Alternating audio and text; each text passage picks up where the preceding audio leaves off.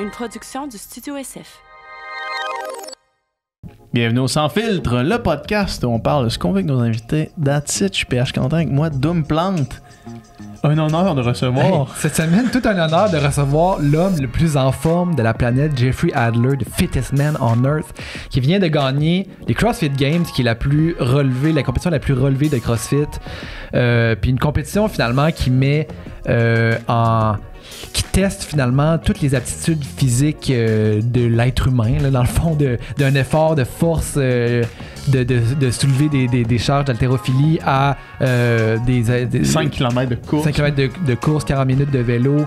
Vraiment, finalement, un test complet de la forme physique. Jeffrey Adler, qui a remporté pour la première fois les CrossFit Games. C'est sa 5e participation et qui est venu aujourd'hui avec sa coach, Caroline, qui était aussi sa blonde. Alors, on a eu les deux aspects, autant de l'intérieur avec l'athlète que son coach, un peu la stratégie d'entraînement, et aussi, on a parlé du CrossFit plus largement, de la discipline, de la communauté finalement, puis c'est quoi finalement le CrossFit, c'est quoi l'approche, c'est quoi les avantages.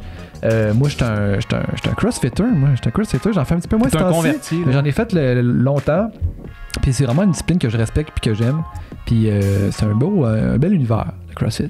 Ouais, puis une superbe rencontre, c'est vraiment deux personnes super down to earth, là, tu sais, c'est comme ils viennent de gagner la plus grosse compétition de CrossFit au monde, ils sont comme juste chill, là, on a recommencé à s'entraîner, on est revenu au gym, puis that's it, là, tu sais. Vraiment cool de recevoir, fait qu'on espère que vous allez en tirer de la motivation et de l'intérêt, fait que bon podcast. Ben écoute, le podcast est présenté par Vidéo Créateur Pro, qui est une initiative, en fait, qui est un vidéo d'enseignement de la vidéo, finalement. Une vidéo sur comment faire des vidéos, qui est gratuit, qui sont faites par deux de nos amis, Henri et Niri, qui viennent souvent au studio ici, avec qui on a travaillé aussi sur une vidéo promo du studio. En fait, eux, c'est des vidéastes professionnels, puis là, ils révèlent enfin leur truc.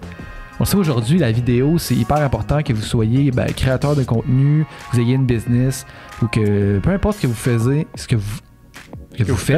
peu importe ce que vous faites, avoir des skills en vidéo, comment faire une bonne vidéo, comment bien shooter, comment bien monter, ça peut vraiment être très, très, très utile. Donc, c'est une vidéo qui est gratuite, qui dure 45 minutes, qui vous donne leurs 10 meilleures astuces pour amener vos vidéos au prochain niveau. Puis je vous entends déjà dire pourquoi est-ce que j'écouterais Henri et Niri. Ben, Henri et Niri, ils ont une compagnie qui s'appelle HXN, qui est une compagnie de production audiovisuelle avec qui on a déjà travaillé, nous, pour le Studio SF. Il était venu ici, puis il avait fait une vidéo de promotion pour notre studio, puis c'était absolument impeccable. Pour vrai, c'était débile. Ils ont aussi travaillé avec des grosses marques comme la Croix-Rouge ou encore Wattier Cosmétiques, et aussi personnellement, en fait, moi, en mon nom, j'avais une collaboration avec Sport Expert, puis Sport Expert avait fait affaire pour cette collaboration-là avec HXN, puis le résultat avait été vraiment impeccable.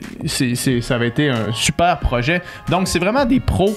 Et si vous voulez en apprendre plus sur la création de vidéos professionnelles et vous-même devenir des amateurs / pros, là, on s'entend, vous allez devenir pro avec leur formation, ben allez voir le lien dans la description du podcast.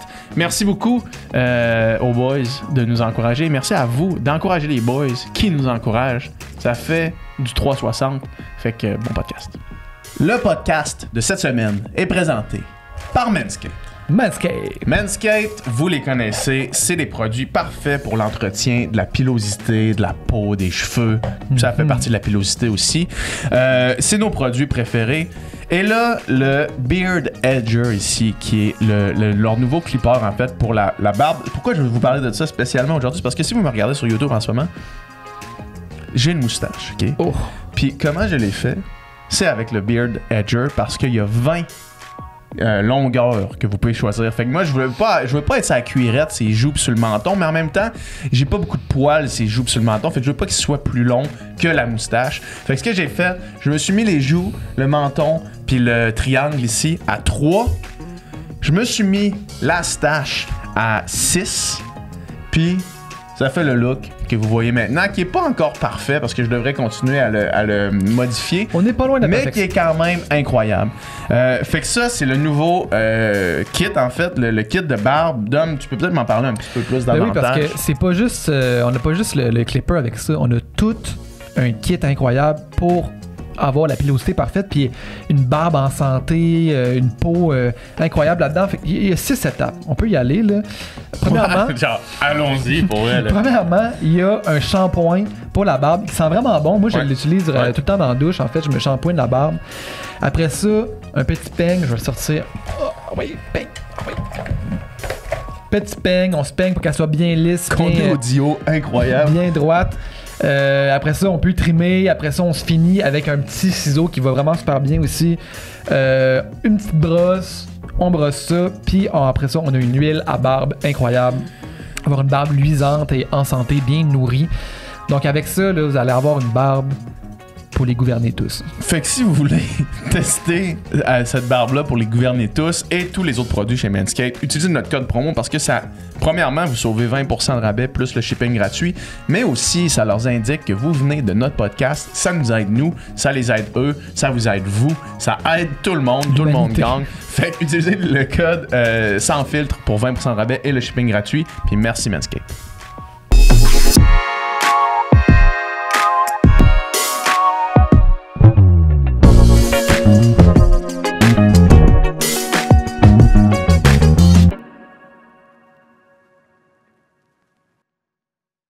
Ça roule.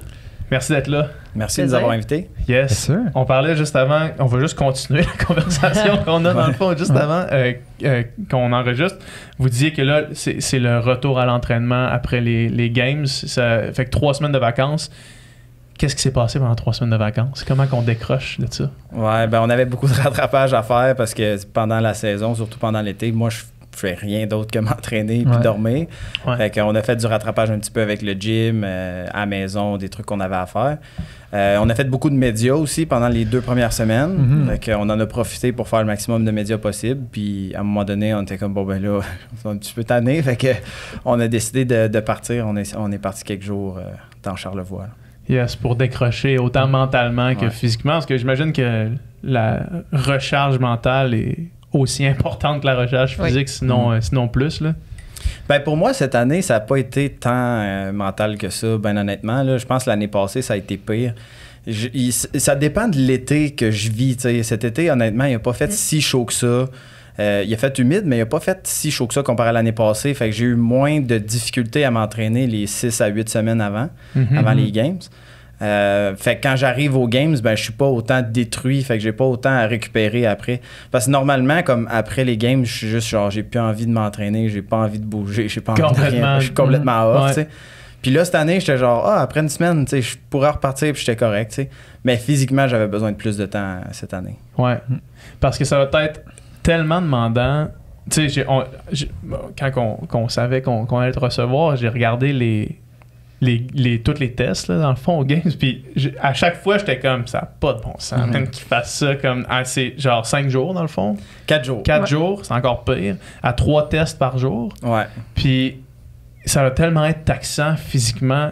Là on va parler probablement de l'entraînement puis tout ce que ça prend, mais les 4 jours là, ça ressemble à quoi ces journées-là en termes de genre récup, repos, tout le protocole pour être capable d'être à ton meilleur pendant toutes ces fois-là? C'est ça qui est le plus tough. Surtout quand il y en a 3 par jour, c'est ça qui est vraiment dur. À 2 par jour, c'est pas si pire, parce que t'en fais un, mettons, je sais pas, fin d'avant-midi, puis t'en fais un fin d'après-midi, t'as une couple d'heures entre, tu peux aller te coucher tôt, t'es pas obligé de te lever tôt. Fait que 2, là, comme pendant les semis, là, c'est vraiment manageable. T'es raqué à la fin, puis c'est correct, là, mais 3 par jour pendant 4 jours, là, c'est une toute autre game. Faut s'assurer que tu manges assez.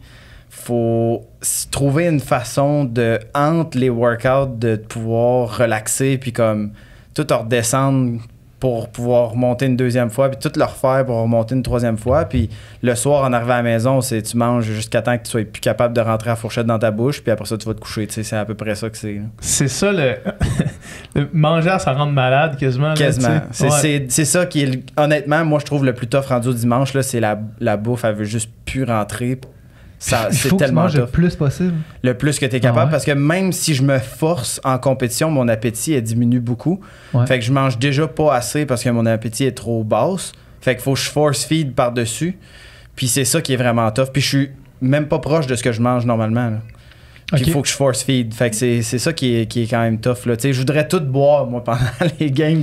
Je boirais tout en shake. Des calories liquides. Là. Ouais, mais tu peux pas faire ça. Ton intestin va se virer à l'envers, ça sera pas trop long. Fait qu'il faut manger du solide. Puis c'est ça qui est le plus dur à faire. C'est des épreuves de combien de temps à peu près l'épreuve mettons, CrossFit Games, c'est des Ça affaires de combien de temps? Ça varie. Fait que tu vois, cette année, mettons, notre plus long, ça a été le bike, 40 minutes. 40 minutes de bike, mountain bike. On a eu le 5 km le 4.6 de course, parce que c'était pas 5 km. Fait que ça, tu sais, c'était un 15 à 20 minutes, mettons. Puis on a... Interval, c'était 3,5, 4 ouais, fois 2. Fois 2. Après ça, on a eu ski bag qui était quoi, 5 minutes? 7. 5-6 minutes, ça dépend. Ouais. Idéalement, il y a de tout. Il y a du 3-4 minutes, court, du 6-7 minutes, du 9-10 minutes, puis du long là, après. Là. Ouais. Mais c'est ça l'affaire, parce que le titre Fittest Man on Earth, là, c'est quand même comme flashy, puis genre un peu, ça peut avoir l'air un peu genre... je sais pas, sensationnaliste puis marketing, tu sais, mais essentiellement, c'est un peu ça. C'est un peu ça, là, tu sais, parce que là, ouais. tu dis ton 4.6 de course, tu l'as quand même couru en 16-40. Ouais. Ce qui est quand même relevé, là. Tu sais, moi, mon PB à moi, sur 5 kilos, c'est 16-40. Ouais, moi, c'était 4.6. Je m'alignais pour un 18, mais moi, mon 5K, il est plus vite que 18, pareil, il est à sol. Combien? Je suis dans les 17. Il y a des informations qu'on ne va pas révéler. On va rester vague. Mais tu sais, je pèse 200 livres aussi. Là. Mais non, je sais, c'est pour ça que tu sais, mettons, je suis un petit peu plus vite que toi sur 5 kilos, mais on s'entend que s'il fallait que je fasse le snatch, on n'allait même pas dans le même univers. Là. Mais pour être capable d'enchaîner toutes ces épreuves-là, tous ces tests-là, en amont, il y a de la préparation à faire parce que c'est toutes les zones. Là. Mm-hmm. C'est aérobique, zone 1, c'est anaérobique, c'est explosivité, c'est force max. Comment ça se prépare?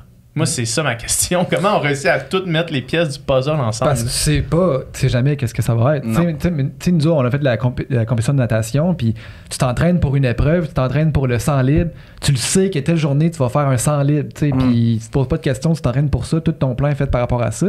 Mais en CrossFit, c'est tellement large le type d'épreuve qu'il y a à faire qu'il faut juste que tu sois en conditions physiques incroyables dans tous les domaines, puis t'espères que comme d'avoir des épreuves qui sont le meilleur pour toi finalement. Ouais. Ben ça fait partie un peu du CrossFit, tu sais, comme oui, tu peux tomber chanceux avec la programmation d'une compétition, je pense. C'est un des côtés plates, si on dit. C'est facile de s'entraîner pour un 100 mètres de natation parce que tu sais exactement qu'est-ce que tu vas faire. Exact. Mais tu sais, c'est ça qui fait aussi que j'ai des vraiment longues journées. Comme quand je m'entraîne, ben faut que je fasse toutes les zones, faut que je fasse tous les types de fibres musculaires, puis faut que je mélange des trucs ensemble parce qu'un mouvement va créer une fatigue qui est différente d'un autre. On les mixe ensemble, puis on voit qu'est-ce qui arrive, puis on voit sont où les points faibles. T'sais. Fait qu'on essaye de voir si c'est quoi le limitant dans telle ou telle épreuve. OK, faut travailler là-dessus un petit peu plus. T'sais. Moi, ça a toujours été l'endurance comme qui était pas tout à fait là. J'ai toujours été bon en endurance, mais pas bon puis que ça me coûte rien. Là, cette année, j'étais bon puis ça me coûtait pas grand-chose d'être bon. Fait que c'est ça, je pense, qui a fait de la grosse différence cette année. Parce que dans les deux épreuves de grosse endurance, fait que le vélo puis la course, tu finissais dans le pack de tête puis si ce que tu dis est vrai que ton 5 kilos était plus vite que le pace que tu étais là, mettons, mais c'est sûr que t'es moins à bloc. C'est ça. Puis c'est ça, je pense, qui est vraiment important, c'est d'être assez bien entraîné pour quand t'arrives puis tu fais l'épreuve, t'es capable de pas aller tout à fait à 100%. Tu sais, comme je runnais high, là, mon heart rate sur la course, il était pas le fun. J'étais dans 170, 175, c'est comme ça te coûte quelque chose, mais si tu t'entraînes comme il faut, ça te coûte moins qu'un autre peut-être. Puis c'est ça comme un peu qu'il faut entraîner. C'est de cette façon-là qu'il faut s'entraîner. Puis à quel point est-ce que la capacité de récupérer à même les games a un impact sur tes performances versus les autres, mettons? Dans le sens, est-ce que le dernier test, là, si tout le monde le fait fresh la journée 1, est-ce que le résultat est sensiblement le même ou non, pas du tout? Ben, ça dépend. Est-ce que les temps vont être le même? Non, ils vont être plus rapides. Les classements, mettons. Mais le classement pourrait être similaire parce qu'en réalité, les gars qui sont bons dans ces workouts-là vont toujours être bons, même quand ils vont être complètement éclatés. Fait que c'est juste les temps auraient probablement été un peu plus rapides. Les stratégies auraient été un petit peu différentes aussi. Mettons, si je prends le dernier workout de cette année, il y en a qui seraient peut-être allés plus fort sur le bike ou qui auraient pris moins de breaks à certains endroits. Mais quand on arrive à la fin du week-end, là, on est magané pas mal. Puis genre, tu fais ce que tu peux. Là, mais les gars qui sont bons dans ce type de workout-là, qui arrivent à la fin, vont toujours être bons, qu'ils soient fresh ou complètement brisés. Mais est-ce que vous remarquez des fois, justement certaines personnes qui ont peut-être une capacité de récupération meilleure que là, vers la fin des games, ont mieux performé par rapport aux autres qu'au début ou c'est pas vraiment? Oui, quand même. Ben, on le voit avec les warm-up. Fait que ça, nous autres, quand on est avec nos compétiteurs, on regarde qui se warm-up parce que mettons, les premières journées, tout le monde se warm-up pendant plus longtemps, puis les journées avancent, puis les warm-up, puis c'est court. Les gars ont plus le goût. Le dimanche, c'est long. Le dimanche, si tu vois un gars qui se warm-up 0, là, il est éclaté raide. Là. Lui, c'est sûr, tu le bats. Là, comme c'est impossible qu'il va te donner une perf de sa vie. Il n'y en a plus de jus, c'est fini. Puis cette année, c'était pas si pire. Les gars, même rendus au dimanche, ça se warm-upait encore, comme... Je pense, honnêtement, on a eu un overall là, comme vraiment bon games. Les gars, ils étaient en shape, puis tout le monde était prêt, puis bien entraîné pour, là, comparé à d'autres années où genre on arrivait à la dernière journée, là, puis complètement pété, puis là, il y a personne qui se warm up, ils font 2-3 affaires, puis ils s'en allent sur le floor, puis ils ferment les yeux pendant une couple de minutes, mais non, cette année, ça s'est bien passé. Aïe aïe. Puis le calibre, à travers les années, est-ce que ça fait juste croître, puis c'est juste comme en ascension, puis le sport se développe, puis les gens deviennent meilleurs? Est-ce que c'est ça depuis le début? Bon, quand même. Je pense que oui. Oui, je pense l'aspect récup, c'est ça qui s'améliore vraiment beaucoup dans les dernières années. Les années vraiment proches, là. Je parle de 1 à 3 ans. Là. C'est là où on voit que genre la récup, elle a un rôle vraiment important, puis les gars prennent un petit peu plus de temps pour focus là-dessus au lieu de juste t'entraîner comme là. Attends un peu, comme si tu récupères, tu peux t'entraîner moins parce que tu peux genre donner la gomme 2-3 fois dans la journée au lieu de te péter la face 5 fois. Fait que c'est comme l'espèce de in-between là, qui commence à être intéressant. Puis je pense que c'est ce mindset-là, cette façon de penser, elle a beaucoup évolué dans les derniers 2 ans, mettons 2-3 ans. Fait que j'imagine d'utiliser plus les marqueurs comme le HRV et ces affaires-là. C'est quelque chose avec lequel vous travaillez, vous autres? Oui. Un peu, tu sais, je porte le Whoop. Je porte la Whoop, je regarde ça un peu. Est-ce que je porte attention à 100% à tout? Non, tu sais, des fois je tombe dans le rouge un matin puis je peux le savoir pourquoi. Là, la veille, j'ai maxé out mon deadlift. Comme c'est sûr, mon système nerveux va être shot le lendemain. Fait que c'est pour ça que je suis dans le rouge. Je vais m'entraîner pareil. Là, ça change rien. Mais ça te donne des indications de si t'es en forme ou non. Là, ça, c'est sûr. Ouais. Puis est-ce que tu planifies l'entraînement en fonction de ça un peu? Je vais faire des ajustements. Fait que, tu sais, par exemple, justement, là, on voit ce qui va causer des chutes dans son HRV ou mauvaise nuit de sommeil ou quoi que ce soit. Fait que le fait qu'on travaille ensemble, ça permet de faire des ajustements justement on the fly pour s'assurer que peut-être qu'on va diminuer un peu le volume ou diminuer un petit peu l'intensité pour être sûr que cette journée-là, tu puisses récupérer pour que tu puisses te réentraîner fort la journée d'après puis l'autre. Tu sais, ça me donne rien de juste continuer à l'assommer avec du volume, l'intensité puis qu'il récupère jamais derrière. Fait que sans dire t'as une journée dans le rouge, justement, OK, on prend ça relax, quoi que ce soit. Non, parce que ça pourrait arriver en compétition. Fait que je vais pas l'entraîner dans des conditions parfaites. Ça n'existe pas puis on sait jamais ce qui va arriver en compétition. Fait qu'il faut dealer avec, mais en même temps, de m'assurer justement qu'il y a une récupération qui se fait derrière ou quoi que ce soit. Ou tu sais, même chose, on tombe malade, l'hiver arrive, on est au Québec, tout le monde est malade. Ben justement, dans ces moments-là, c'est le fun d'avoir l'information de est-ce que tu es vraiment récupéré, est-ce qu'on sort de cette période-là ou est-ce que tu es peut-être encore en train d'incuber quelque chose ou quoi que ce soit. Fait que c'est un outil intéressant, mais c'est pas ça qui va dicter, si on veut, tout ce qu'on fait. Là. Mais 4 jours de game, j'étais dans le rouge. Fait que ça contrairement à l'année passée. Ouais. Ah ouais, l'année passée, c'était pas ça. C'était dans le vert, ouais. Ah ouais? Tu sais, je me levais rouge, genre 16%. Je suis comme, bon. Mais je filais correct. Fait que j'étais comme, pas grave. C'est une variable aussi. Là. Le lendemain, 22%. J'ai récupéré un peu, tu sais. Crime, va le prendre. Puis après, tu sais, après dimanche puis le lundi, ben souvent on prend de l'alcool puis tout. Fait que là, ça, c'est les rouges garantis. Ouais. Mais ça c'est pas nécessairement transparu dans tes performances, j'imagine, parce que t'as gagné. Là. Fait que ben un peu quand même. Là, je veux dire, j'étais pas frais comme une rose, mettons. Là, surtout après le bike, là, ça c'était quand même pas drôle, mais tu sais, ça change rien au fait que genre faut que tu performes, puis que tu sois dans le rouge, dans le jaune, dans le vert, ben t'as pas le choix. Faut que tu y ailles. Puis qu'est-ce qui a changé de l'année passée? Où est-ce que t'étais dans le vert? C'est-tu juste que t'es allé plus à bloc cette année? Peut-être, je sais pas vraiment. Puis tu sais, comme des fois. Stress, c'est juste la compétition, comme ça, c'est des choses qui vont affecter ton HRV. On n'était pas dans le même lit, on n'était pas dans le même hôtel que d'habitude. Fait que juste de sortir un peu de ces habitudes-là, la nourriture un petit peu différente. Si on a fait un plus de carb load cette année, fait que c'est peut-être quelque chose qui a affecté son système. Fait que c'est pour ça que je dis que c'est une variable intéressante, mais faut pas que je suis dans le rouge, je ne performerai pas. Non. Ouais, je comprends. Faut pas que mentalement ça l'affecte. Mais fait que c'est des choses comme ça que. Puis justement, ça fait tellement longtemps qu'on est capable de voir est-ce que c'est juste des facteurs, plein de petits facteurs qui ont affecté que genre bon, ça l'affectera pas ta performance, ou justement tu te sens-tu malade parce que là on le voit qu'on est dans le rouge, y a-tu quelque chose? Non, son rythme de respiration était normal. Bon. Tout va bien, c'est des choses comme ça, fait que c'est intéressant quand même de voir ça. De le tracker, mais moi c'est ça, moi j'ai la bague là, puis le matin quand j'ai des courses ou des compétitions, je la regarde pas parce que souvent c'est genre le cadran est à 4h du matin parce que la journée commence bien trop de bonne heure, puis là t'es comme ta bague a dit t'es en train de mourir. Fait que tu commences ta course avec comme bon ben I guess que c'est aujourd'hui que ça se passe là. Quasiment démoralisant là. Moi ça m'affecte pas tant parce que tu sais j'en ai des rouges régulièrement. J'en ai entre 1 et 3 par mois anyway. Puis comme ces journées-là, souvent c'est des journées où je m'entraîne, c'est pas des journées où je suis à off. Puis je m'entraîne pareil, puis tu sais, faut que tu y ailles au ressenti, tu sais, tu regardes, c'est rouge, puis là, t'es comme, mais je suis quand même correct, tu sais. Puis des fois, j'ai des verts, puis je suis comme, je me sens vraiment pas vert, puis, fait que c'est juste comme, faut que tu y ailles au feeling aussi, tu sais. Tu peux pas juste te baser sur le data que ça te donne. Ouais. Tantôt, je faisais la blague, mais vous, c'était visiblement pas une blague, mais c'est quoi le raisonnement de pas dévoiler son PB sur 5 kilos, mettons? C'est-tu pour garder un avantage compétitif? C'est quoi le... Oui, parce que... Dites ce que vous voulez dire, là, vous n'êtes pas obligé de répondre exactement si c'est...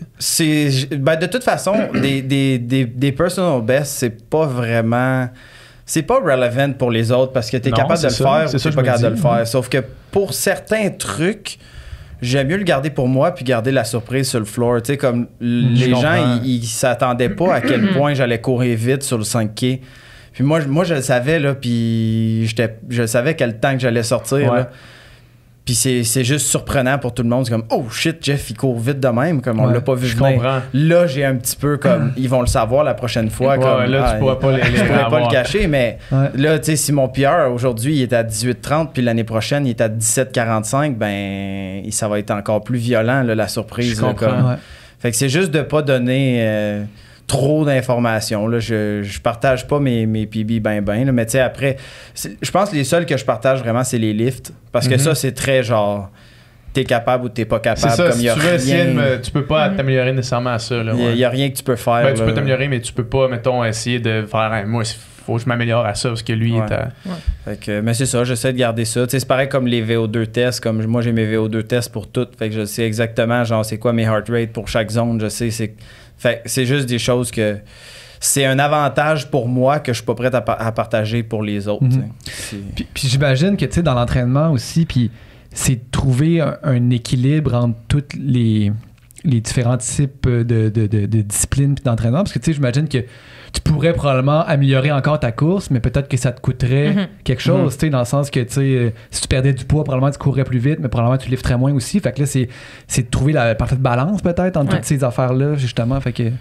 Ben, tu sais, comme tu vois, là, là, je recommence tranquillement. Puis, tu sais, à date, j'ai couru des 20 minutes, des 25 minutes. On recommence avec des zones 2 très slow. Puis, c'est surtout ça qu'on va faire. Puis, on va augmenter le volume de courses lentes jusqu'à février-mars, mettons. Puis à partir de ce temps-là, on commence là, à rajouter plus du speed. T'sais. Fait qu'on build comme une grosse base de cardio pendant l'hiver. Fait que l'année passée, je l'ai faite, puis j'ai pas perdu tant de poids que ça. Comme j'étais autour de 196 pendant l'hiver, puis j'ai pas vraiment perdu de force. Je n'ai pas gagné, mais je n'ai pas perdu. Mais tu sais, ça, c'est. On continue quand même en faire. Ouais. C'est là, justement, où est-ce que, tu sais. Puis ça, c'est le mythe de genre, si tu veux lifter plus lourd, arrête de courir. Tu peux pas faire les deux en même temps. Puis ce qui est le fun dans le CrossFit, c'est oui, tu peux. T'as pas Puis le on choix l'a de faire les deux, démontré. Fait Ouais. puis cette étude-là, dans le fond, j'ai lu là-dessus. Puis cette étude-là était basée sur genre un X nombre de semaines, études contrôlées, machin. Fait que l'hypothèse, la leçon qu'on en tire, c'est sur ces semaines-là, sur ce contexte-là. C'est pas dans un contexte de vie. Fait que oui, tu peux devenir plus rapide puis améliorer ton cardio et augmenter ta force.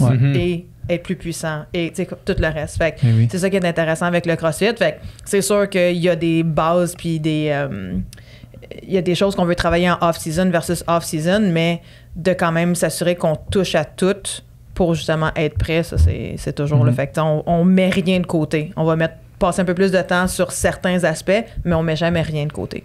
Ouais. Puis, mais y a-tu, à travers toutes les disciplines qu'englobe le CrossFit, y en a-tu quand même une qui est plus...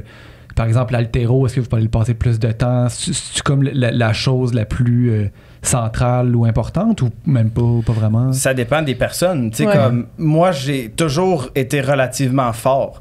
Fait que j'ai pas besoin d'en faire autant que quelqu'un d'autre, mettons, de la force ou du weightlifting. Ouais.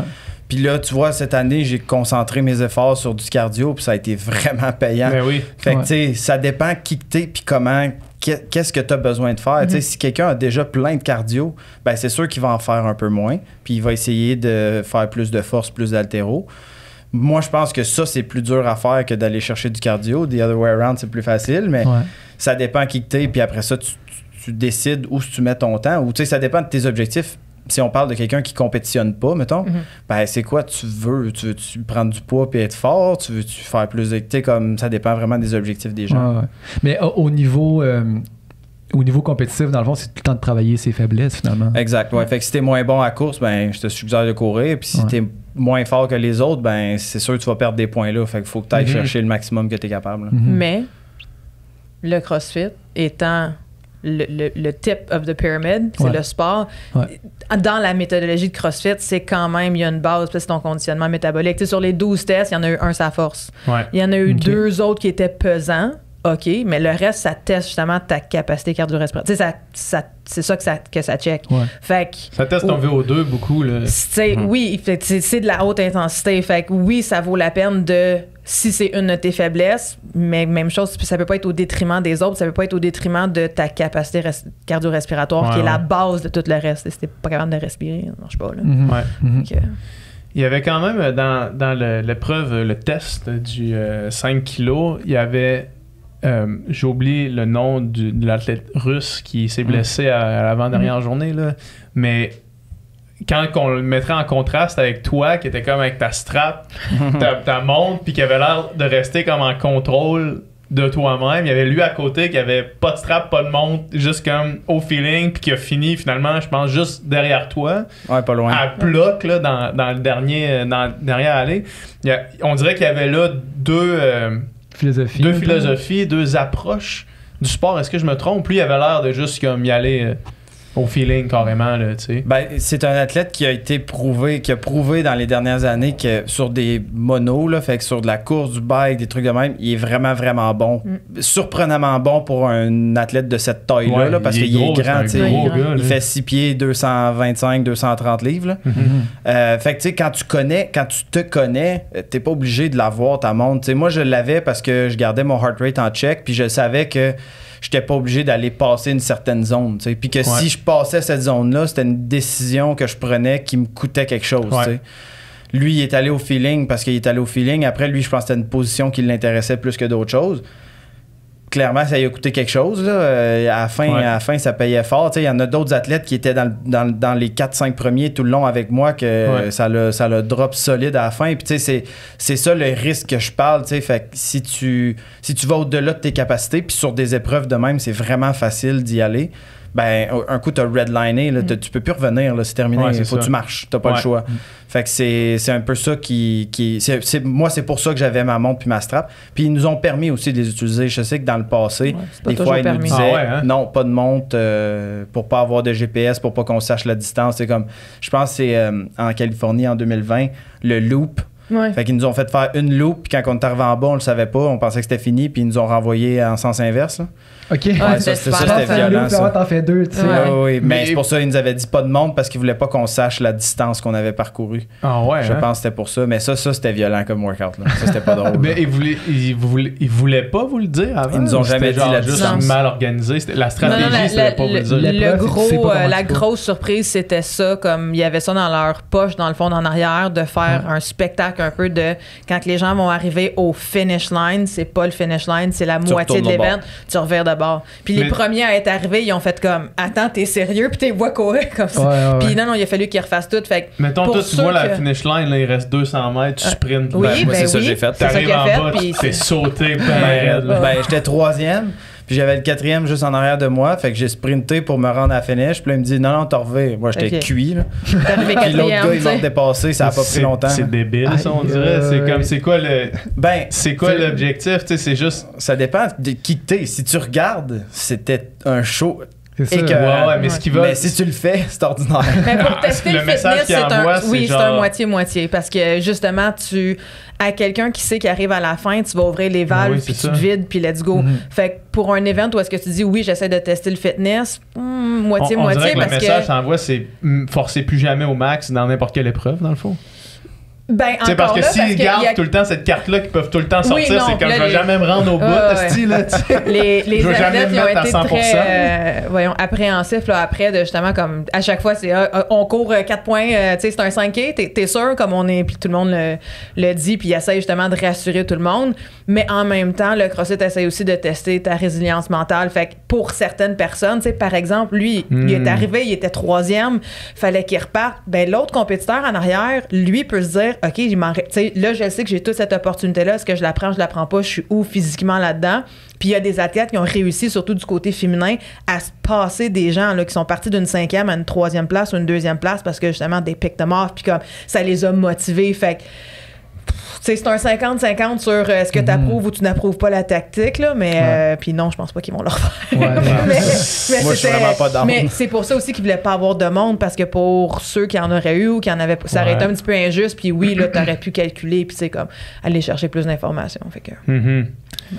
Ouais, Mais ouais, c'est ça aussi. Moi, j'aurais été dans ceux qui auraient fait, hey, genre, ça Ouais. peut pas être ça, là. Genre, une compétition physique peut pas être ça, mettons. Mais je comprends le point de l'endurance mentale, effectivement. On dirait que c'est comme, tu la places. Mais c'est ça C'est- aussi, je pense. Un des intérêts du CrossFit, c'est qu'il y a un côté quand même spectacle à ça, à la compétition. Puis tu sais, du point de vue du public, comment les épreuves sont montées, c'est tout le temps excitant à regarder. Tu sais, c'est tout le temps facile aussi de voir qui est en avance sur qui. Tu sais, on dirait que tout est fait en sorte que c'est impressionnant. Plus que certains sports de compétition où justement tout est super tu sais, tout standardisé, en fait, là, toujours pareil. Sauf que, tu sais, regarder justement un 1500, un 1500 mètres de natation, tu sais, C'est pas super excitant, là. une compétition de natation, c'est un beau sport, mais c'est pas la chose la plus excitante à regarder versus quand on essaie de créer Ça un dépend. event. Les 100 et les 200 sont Ouais, excellents. Les 100 et les 200, c'est le fun, ouais. Même les Ouais. 400 medley, là, Ouais. c'est récemment là, qu'il y a un jeune Français qui a le record là-dedans. C'est Ouais, même, je l'ai regardé une couple de Léon fois. moi. Marchand, je pense qu'il s'appelle. C'était le dernier record de Michael Phelps. Ouais, qui est tombé. C'était quelque chose. Là. Ah ouais. Oh, ouais, il y a quand même des moments incroyables. Ouais. Je veux dire, aux Olympiques en natation, il y a tout le temps des Ouais. histoires. C'est impressionnant quand même. Mais tu sais, c'est ça. Tu sais, reste que le CrossFit, c'est quand même c'est Un fait show. pour être aussi avec une dimension, je pense, spectacle à ça Ouais, qui ouais, rend ouais. ça. Mais ce qui rend ça le fun pour le monde comme moi qui écoute ça. là. Ouais. Ben, ça, Ouais, c'est- exact. si c'est assez bien fait, mettons, puis que c'est le fun à regarder, généralement, c'est aussi le fun à faire. Puis c'est ça, tu sais, les organisateurs de CrossFit, c'est une grosse job pareil de faire. Faut, que tu fasses un test complet sur les 4 jours, tu sais. Fait qu'il faut que ça soit du long, du court, du lourd, du léger. Voilà. Tu sais, il faut que tu fasses un peu de tout. Faut que ça soit le fun à regarder, puis il faut que ça soit comme le fun à faire. Fait que c'est quand même une grosse job. Cette année, les games, moi, j'ai vraiment apprécié. La programmation était quand même était plaisante à faire, même pour les athlètes, tu sais. Plus que d'autres années. Tu sais, il y a d'autres années où tu finis les games, t'es complètement ruiné, mentalement, physiquement pété. Tu veux juste dormir pendant 2 semaines de temps. Puis, tu sais, c'était pas tant intéressant à faire non plus. T'es comme, c'est moins le fun. Mais quand que tout est build comme pour être plaisant à regarder, plaisant à faire, ça rend l'expérience vraiment plus intéressante. Puis là, c'était combienième games que tu faisais cette année? 5e. T'es des 5e? Ouais. T'es arrivé, je pense, 2 fois 5e? Ouais. C'est ça? Ouais. Puis, tu sais, là, t'as gagné cette année. Est-ce que dans ta préparation, tu sentais que cette année, il y avait quelque chose de différent? Tu te sentais plus en confiance, plus en forme? Ouais. Définitivement. Tu te doutais que t'allais bien performer, là? Ben, on shootait pour un podium puis rien de moins. Ouais. Après ça, tu sais, pour moi, le podium, c'était comme un truc flou, tu sais. Si tu 3, si tu 2, si tu 1, je m'en fous un peu, tu sais, parce que mon but, c'était juste d'avoir une médaille. C'est ça l'objectif. Fait que c'est pas C'était nécessairement ça. premier, c'était Non. podium, mettons. Puis finalement, mais ça allait tellement bien, j'étais comme, ben là.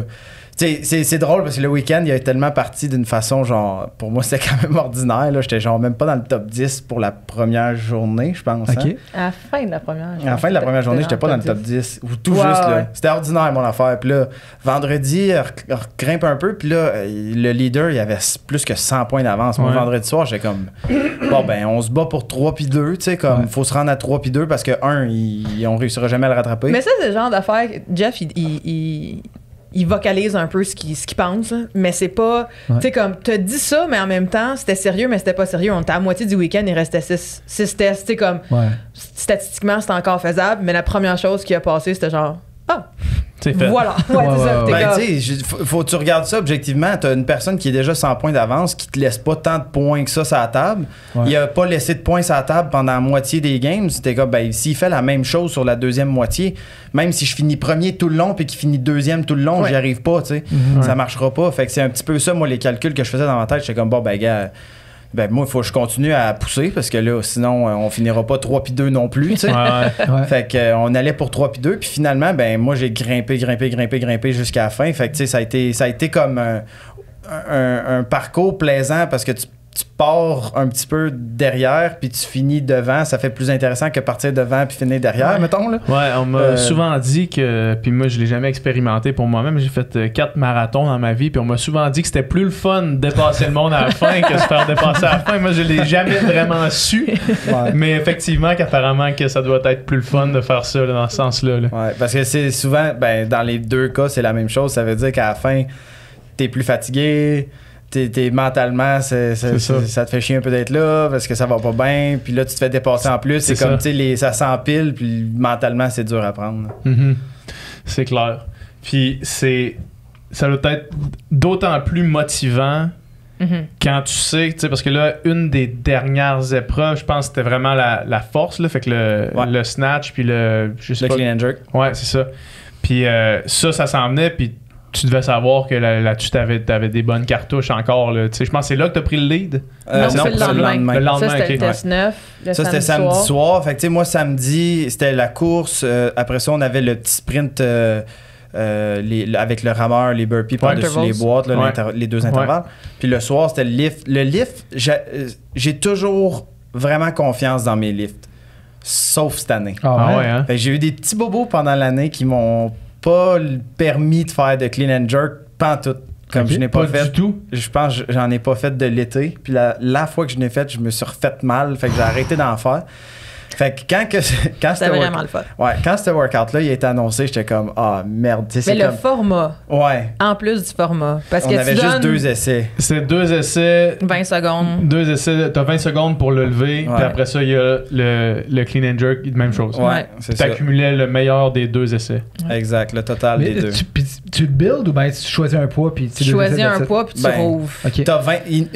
Il nous permettait de faire pas mal ce qu'on voulait, mais en 20 secondes, là, t'as pas le temps. Là. Tu laisses un essai. T'as un essai. Au snatch, t'en as peut-être 2 parce que c'est moins lourd, puis tu peux comme te replacer. Puis la règle, c'était si ta barre a décollé du sol avant, comme à 19, si tu finis le lift, c'était good, tu sais. Fait que t'avais 2 essais. Mais au clean and jerk, quand t'es rendu en haut de 300, mettons 320, 330 livres, t'as pas 2 essais, là. Parce qu'il faut que tu fasses le clean, puis là, t'attends là un peu, tu fais ton jerk, ben le lift en soi, il prend 7-8 secondes.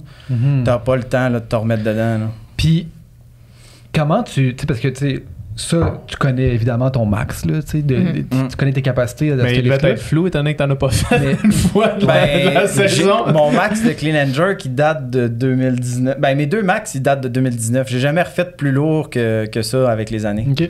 Mais comment Ensemble. comment dans une compétition tu détermines comment tu lifts, comment tu mets, mettons? Ben là, tu veux, avec ce format-là, on avait 2 lifts. Fait que moi, ce que j'ai décidé de faire, c'est de faire le premier comme quelque chose de assez solide, mais conservateur. Que tu sais que tu vas réussir. Pour être sûr Ouais. de mettre ça sur la carte. là. C'est ça, ça te prend un lift. Si t'as 0, t'es dans la merde, là, ça c'est sûr. Fait que moi, j'ai ouvert mon snatch à 276, ce qui est un lift relativement lourd, mais vraiment faisable. Aussitôt que je tombe à 280 et plus, c'est là où pour moi ça commence à être compliqué. OK. Mais écoute, ça filait. Je sais même pas comment ça se faisait que ça filait good de même, mais le squat filait écœurant. Ouais. Fait que j'ai réussi 282 ou 3. 2. 282. Mais comment après ça, c'est ça, comment après ton premier clean, après ton premier, tu fais genre, ok là je l'ai éclairé, easy, on va aller à 282. Ben, c'était 5 livres de plus, 5 ou 6 livres de plus. OK. Moi, je voulais faire 285, mais ben, j'avais une jasette avec mon training partner qui était là pour regarder. Il me donnait des chiffres, tu sais, parce que lui, il s'entraîne avec moi, fait qu'il connaît mes chiffres aussi. Ouais. Fait que là, puis il voit aussi tout ce que tout le monde fait. Ouais. Fait que, tu sais, comme moi, j'étais l'avant-dernier à faire mon lift. Fait que pendant le temps que je faisais mon lift ou que je me préparais à le faire, je voyais pas les autres qu'est-ce qu'ils allaient mettre sur leur deuxième essai, mais lui, il le voyait. Fait que là, aussitôt quand moi je finissais, je regardais d'un stand, il y avait un petit tableau blanc, puis là, il marquait un chiffre, là, j'étais comme « Ah, OK, ouais, c'est bon ». Fait que là, j'ai fait mon deuxième snatch, puis c'est au clean and jerk où moi, j'ai pris un petit peu plus grand risque, parce que, justement, j'avais pas fait un clean jerk à cette époque-là depuis tellement longtemps. Ouais. Puis j'étais comme, bon, ben, il y a une chance sur 2 que j'ai un genou qui pète, tu sais. Je sais pas trop qu'est-ce qui va arriver. Puis finalement, comme du beurre, là, ça s'est passé. C'était tellement super clean, bien. là, tu sais. C'était... Ouais. Ben, tu sais, j'étais aussi techniquement 16 livres en dessous de mon 1. Fait que j'avais de la marge, là, Ouais, techniquement. ok. Ah ouais, Ça hein. date, ce 1 RM-là, mais techniquement, c'est ça. À Dubaï, j'avais fait 376. Hein. Ouais. Fait que, tu sais, 360, T'avais j'étais du comme... Mais t'as jeu, jerk mais- combien à Wadapalooza? 3,85? Ouais, mais c'est juste le Mais jerk. c'était juste le jerk, oui, je sais. Fait que ça, j'avais un Mais peu quand de lousse. même, Ouais. 16 livres d'un PB qui date de 3 ans quand t'en as pas fait depuis des mois, Ouais. c'est quand même risqué. Ouais. Là. Ouais. Ben, On s'entend. c'était ça. Je vais-tu l'avoir? C'était la première question que je me posais. Puis pour ça, si je l'ai, c'est qu'est-ce que ça va me coûter? Tu sais, je vais-tu Ouais. me faire mal encore comme la dernière fois? Puis la dernière fois, je m'étais fait mal avec pas mal plus léger que ça. Ouais. Mais Qu'est-ce qui te fait mal les épreuves d'après, là, c'est. Ben là, ouais, c'est plate. ben, on l'a vu avec Ouais. comment ce que ça fait. Tu sais, c'est un petit peu compliqué là, quand même. Ouais. Oh, lui il s'est pété. Il aurait probablement. Tu l'aurais probablement battu comment les choses à faire allaient, de toute façon. Ben, on le saura jamais, Ouais. hein, tu sais, Ouais, on le parce saura que c'est dur Mais à dire. vous aviez 2 trajectoires quand même, là, dans comme le momentum des Oui, games. Là. moi personnellement, je pense que dans les 2 derniers workouts, il y en avait un pour moi puis un pour lui. Ouais. C'est juste qui aurait fait mieux que l'autre. Ouais. Tu sais, ça, c'était une question de points. Là. Après le 10e event, j'avais 2 points sur lui. Ouais. Puis tu sais, quand on en parlait, j'étais comme, ben tu sais, si j'ai rattrapé 100 points en une journée, ben techniquement, il pourrait m'en mettre 60 sur 2 events. Ouais, Tu sais, ça se c'est fait. ça, là. ouais. C'est pas Ouais. impossible. Comme moi, j'aurais pu y en mettre 60 aussi sur les 2 derniers events. Fait que, tu sais, les commentaires sur les internets, Ah, puis tout lui, aurait-tu gagné? On le saura Ouais. jamais. Fait que moi, dans ma tête, les games s'arrêtent à événement 10. Mais J'avais 2 points d'avance, fait que c'est moi qui ai gagné. les games sont aussi faire tous les tests C'est ce qu'il y au en a qui maximum de disent, ses mais- capacités. Je veux dire, c'est des blessures, ça fait partie C'est ça, de ça fait toutes partie les de la games. game. Tu sais, Oui, moi, oui, je parle ça souvent arrive. au football, souvent. Puis je sais pas pourquoi je fais référence au football, mais quand il y a, mettons, un corps arrière qui se blesse, puis que le monde fait « Ah, si c'était pas blessé, telle équipe aurait gagné. » Puis la défensive de l'autre équipe fait comme « Ouais, mais c'est nous autres qui l'ont sorti de la game, là, tu sais. Hum. C'est nous autres qui sont rendus jusqu'à lui pour le blesser, tu sais, pour le frapper, puis il s'est blessé en se frappant, ça fait partie de la game, tu sais. Ouais. Se rendre Avec des jusqu'à si, la on fin refait des le monde, games. là, je veux dire. Fait que Non, c'est ça. exactement. Se rendre à la fin, ça fait partie de l'épreuve, dans le C'est fond. triste parce que ça aurait été le fun d'avoir une bataille égale jusqu'à la fin. Ouais, Moi, ben oui. moi j'étais fired up, là, j'étais prêt. Là. Moi, j'étais prêt à me battre jusqu'à la fin. Tu veux battre tout le monde Puis- dans leur meilleur, dans le Oui, fond, oui. tu sais, c'est Ben oui. c'est dommage. Puis là, tu sais, ça a comme viré à genre, ben, c'est sûr que tu gagnes de toute façon. Puis ça a été été dur pour moi rester comme focus mentalement. Tu sais, comme je voulais me donner, mais là, il y avait comme plus de raison de me donner. Fait que j'ai juste comme fait les workouts à la fin. Fait que c'est comme un peu bizarre. Ça l'a terminé d'une façon bizarre, mais. T'aurais aimé ça gagner sur le dernier sprint final, puis toucher le gros drop, high, faire comme yeah. Un peu comme après l'événement 10, comme le feeling d'avoir gagné les games, je pense que c'est à ce moment-là que je l'ai vécu. Je comprends. Puis, tu sais, c'était vraiment.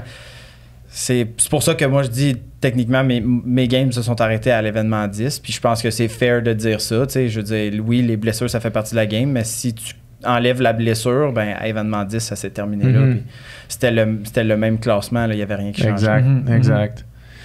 Comment est-ce que ta vie a changé depuis ça? Ben, pas te reconnaître dans la rue. Ouais, c'est ça. Je me fais klaxonner des fois. Ah ouais, hein? C'est vrai? C'est très drôle. Je me suis fait reconnaître une couple de fois dans la rue. Ben, surtout, tu sais, dans les premières semaines, j'ai passé dans la presse, j'ai passé aux nouvelles, puis là, tu sais, les gens, ils regardent, puis là, je pense qu'on est quand même assez facile à reconnaître aussi sur la rue. On vous croise dans la rue, mettons, on se doute, vous êtes qui, si on vous a déjà vu, là, on vous reconnaît. Là. Dès que t'es dans un rayon d'1 kilomètre d'un gym de CrossFit, là, ça augmente. Puis il y en a tellement que c'est pas mal partout à Montréal. N'importe où. Là. Mais sinon, pour le reste, il n'y a pas grand-chose qui a changé. Tu sais, je suis retourné à la maison, puis je retourne à l'entraînement. Puis là, tu sais, c'est juste... Mon mindset change un petit peu parce que là, on chase plus un podium, on chase un autre 1, tu sais. Puis il y a des compétitions off-season. J'ai une compétition dans 2 mois, puis on se prépare pour ça, puis on va essayer de gagner là aussi. Là. C'est ça, parce que les games, c'est une fois par année. Puis comment on reste motivé quand il y a un gros événement de même par année? Ben, il y en a d'autres plus gros événements dans l'année. Tu sais, comme là, moi, je fais le Rogue Invitational au mois de fin octobre, le dernier week-end d'octobre. C'est une grosse compétition. Il invite le top 15 des games. Fait que techniquement, c'est un deuxième game. Puis ils se gardent un 5 spots en qualification. Fait qu'il y a d'autres gens qui étaient pas aux games. Qui sont forts, parce qu'ils se qualifient. C'est ça. Eux autres, ils se rendent avec nous autres. Puis c'est souvent du calibre Games Anyway qui réussissent à se rendre. Fait que ça, c'est quand même une grosse. Puis il y en a une couple dans l'année. Fait qu'il y a Rogue en octobre, il y a Dubaï en décembre, il y a Wodapalooza à Miami en janvier. Puis les 3, comme toutes les top 40, ils se divisent un petit peu sur les 3, tu sais. Fait que ça fait quand même grosses compétitions off-season. Moi, je choisis d'en faire juste une parce que une, c'est suffisant pour moi. Puis après ça, je tombe en vrai off-season. Fait que novembre, décembre, janvier, février... Moi, je reste tranquille à la maison, je fais toute mon zone 2 puis mes petits cardio.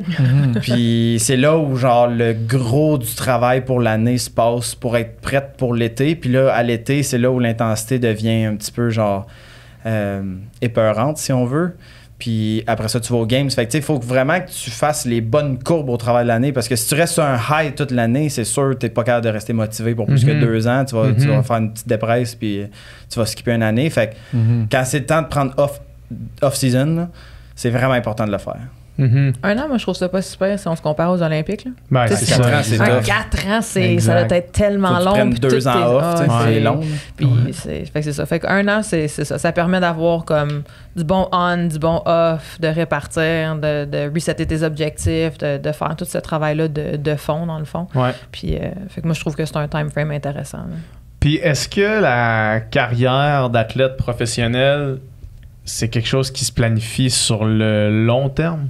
Mettons là ton développement d'athlète, là, est-ce que vous pensez dans vos planifications à comme, OK, où est-ce qu'on veut être dans 2 ans, dans 4 ans? Est-ce qu'on veut encore faire ça dans 6 ans, mettons? C'est comment vous voyez ça? Ben, ça dépend de mon corps, honnêtement. Tu sais, là, moi, j'ai 29, puis je suis, mettons, je suis dans les vieux. Tu sais, c'est plate à dire, mais... Y a-tu un âge pic au CrossFit? Ben, 27, non. 27, 28. Pour les gars, peut-être entre 25 puis 30, mettons. OK. La fenêtre est quand même relativement grande. Ouais, tu sais, comme Justin, il a mais gagné. Elle se ferme vite quand même. Là. Ouais. C'est ça le problème. Là. Fait que, tu sais, Justin, il a gagné 22 puis 23 ou 23 puis 24. 23, 24, je crois. Fait que, il était quand même relativement jeune, mais il a commencé à faire du CrossFit à genre 8 ans. T'sais, moi, j'ai commencé, j'avais 20 ans, là, j'étais quand même plus vieux. Fait que, on a le même nombre d'entraînements, voire même lui en a plus. Fait que, moi, ça m'a pris plus longtemps à me rendre. J'ai 29. Le plus vieux cette année qui compétitionnait, c'était Pat, il a 33. Puis il a fini deuxième sur le podium avec moi. Fait que, tu sais, je n'ai-tu pour 4 ans encore. T'sais, si lui, il est là à 33, je suis capable de me rendre à 33. ça dépend vraiment de si je me blesse ou non. C'est ça. Est-ce que c'est plus la pensée prévention de blessure qui pourrait terminer la carrière ou diminution des capacités? Parce que j'ai comme l'impression que 33, t'es encore capable de maintenir, mettons, minimum maintenir ce que t'es là.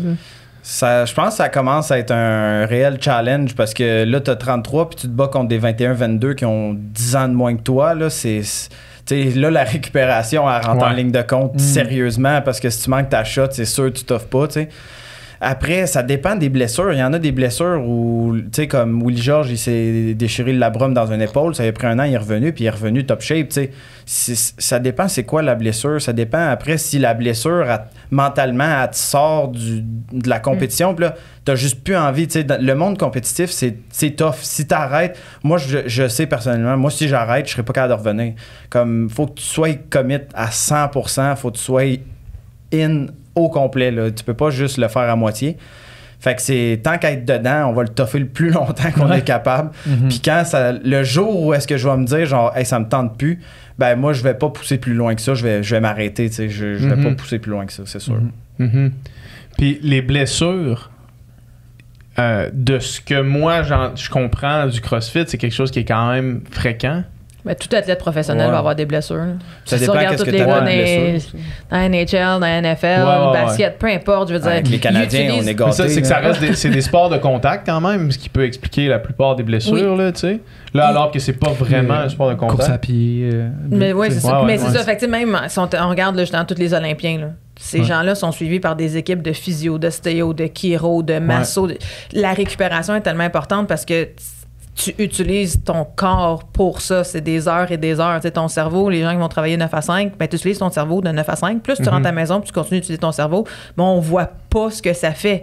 J'utilise un muscle à répétition, tu vas voir ce que ça fait sur ce muscle-là. Fait que c'est un petit peu ça. À un moment donné, tu sais, il y a des blessures d'usure que ça va juste venir. Puis si on parle justement des professions, là, plus physiques, là. C'est des gens dans la construction ou des gens qui travaillent avec leur corps, c'est la même chose. Je veux dire, on parle-tu là de blessures, d'usure, on peut jouer sur les mots, mais c'est un petit peu normal où est-ce qu'il y en est. C'est quelqu'un qui utilise son corps pour gagner sa vie. C'est pas moi qui s'entraîne du haut de mon heure 4 fois par semaine. Comme, je peux quand même développer quelque chose parce que oui, à surentraîner ou à surutiliser quelque chose, c'est des tendinites, ça se fait. Mais sinon, c'est quelque chose qui est présent autant pour quelqu'un qui utilise son corps qu'on pourrait dire des burn-out pour des gens qui font du fait que c'est un petit peu ça là.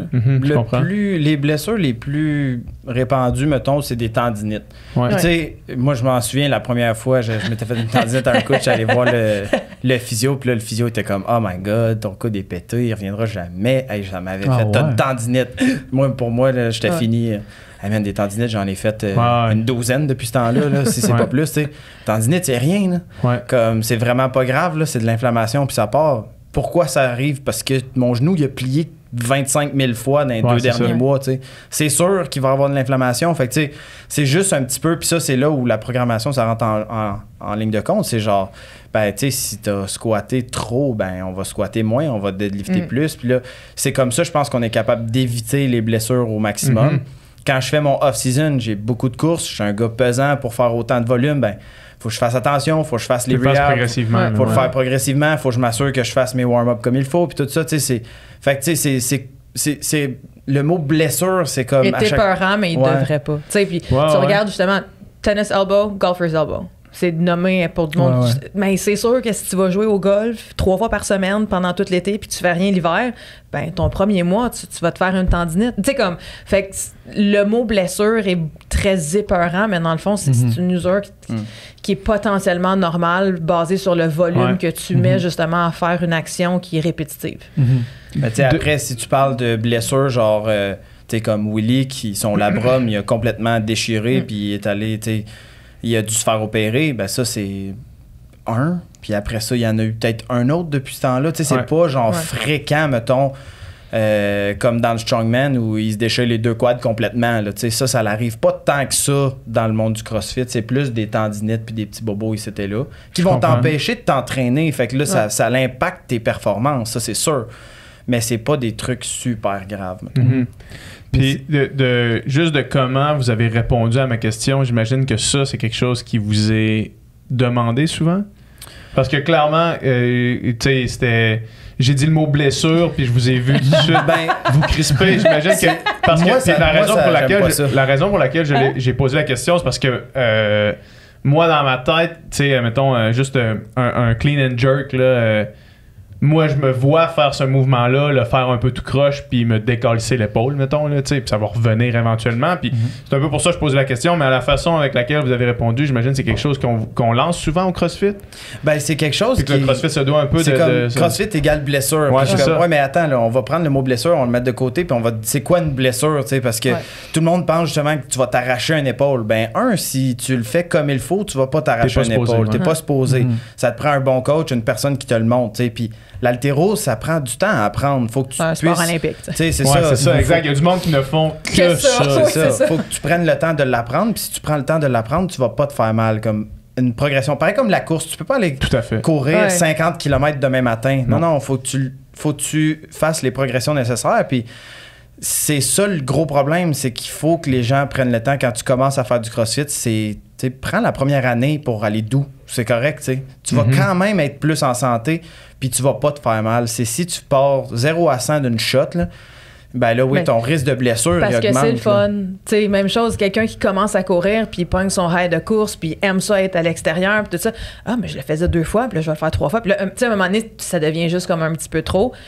Mais les mots ont de l'importance. Puis oui, tu sais, comme justement, c'est la première fois que tu allais voir le physio. Tu sais, puis moi, j'ai étudié en physiothérapie, j'ai mon diplôme de TRP.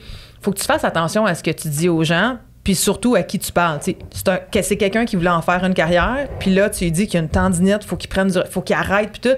Tu fais peur à cette personne-là, puis c'est pas l'intention qu'il y avait derrière.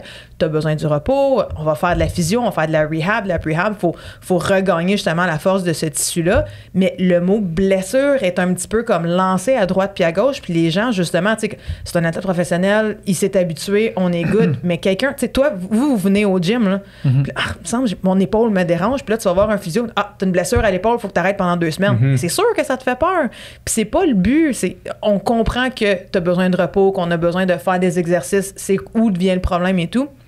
Mais si le physio, cette personne-là, prend pas le temps de poser les questions, genre, c'est quoi tu veux? Est-ce que tu veux continuer à faire de la course à pied? Ben, voici que je te recommande d'aller. Va marcher ou fais moins de volume. On est tous pressés dans nos jobs. Est-ce qu'on prend le temps de bien faire les choses, de bien communiquer, de bien expliquer?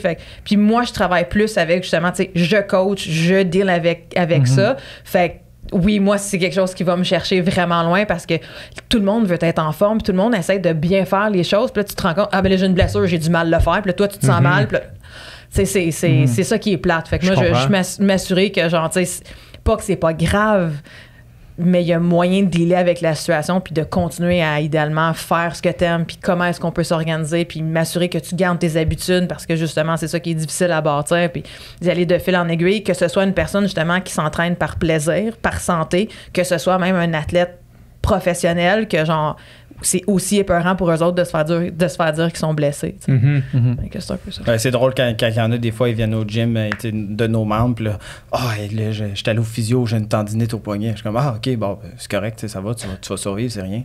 Là, ils me regardent avec des gros yeux. Des tendinites, j'en ai partout, moi. Là. Comme, ça va, là, tu vas survivre. Là, fais juste slacker un peu dessus, puis genre, fais pas des niaiseries, puis utilise l'autre bras un peu plus. Là, comme, prends un dumbbell au lieu de prendre une barbell, c'est tout. Puis là, c'est comme, c'est pas si pire que ça. Ben non, c'est pas si pire que ça. C'est juste, genre, t'as un peu d'inflammation, tu le laisses tranquille un peu, puis ça revient. Fait que c'est juste de comme diminuer un peu genre le stress qui est lié à genre le mot blessure là. C'est peut-être pour ça que j'ai réagi de la façon, c'est que la première fois que je me l'ai fait dire, moi tout était fini. Mais oui, c'est ça. Mais c'est pas fini. Comme, c'est pas si grave, comme on va survivre, là, c'est correct. Mais il y a quand même, tu sais, moi je veux dire, j'en fais du CrossFit, j'en fais quand même depuis longtemps pour le plaisir puis pour la santé, vraiment pas en mode performance quoi que ce soit. Puis tu sais, puis la plupart, je veux dire, le reste de ma vie est pas, je veux dire, est pas dans le monde, est pas centré sur le CrossFit, puis les gens que je fréquente font pas du CrossFit, puis des fois quand je dis le mot CrossFit, ben là c'est comme si il y a quand même certaines idées préconçues qui viennent avec ça, de et vous faites des exercices le plus vite possible, genre lourd un peu, tu sais, un peu tout croche, tu sais, puis là c'est comme mon expérience, c'est pas exactement ça, mettons, tu sais. Puis genre, c'est pas, tu sais, le fameux numéro du CrossFit, là, de l'humoriste, j'ai sûrement déjà vu ça passer, là, Simon Gouache, en tout cas. Peut-être, ça me dit Googlerai quoi, ça. ouais. Non, mais tu sais, je sais pas, tu sais, il y a comme des fois un genre de. Tu sais, le CrossFit, c'est comme tu vas là, puis tu te fais juste comme faire complètement casser, puis là, tu retournes chez vous, puis tu peux plus bouger pendant une semaine, là, tu sais. Puis genre. Puis.